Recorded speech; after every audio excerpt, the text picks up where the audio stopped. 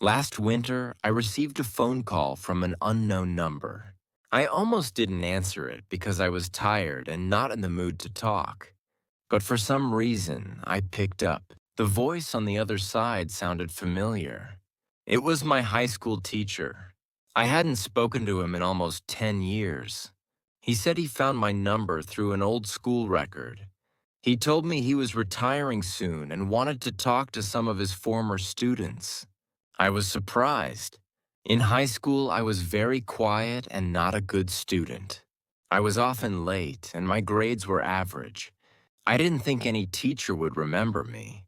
He laughed softly and said, "Of course I remember you. You used to sit by the window and draw in your notebook." I felt embarrassed. I thought he would remember my bad grades, not my drawings. Then he said something unexpected. He told me he still remembered one drawing I made for a class project. He said it was creative and full of emotion.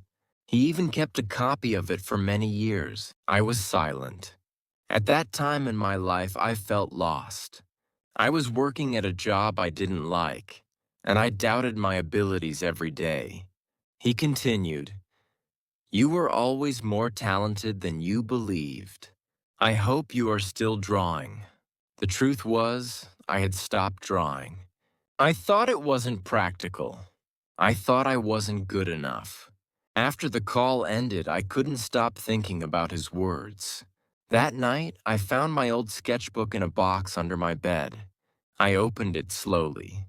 The pages were dusty, but the passion was still there. That phone call changed something inside me.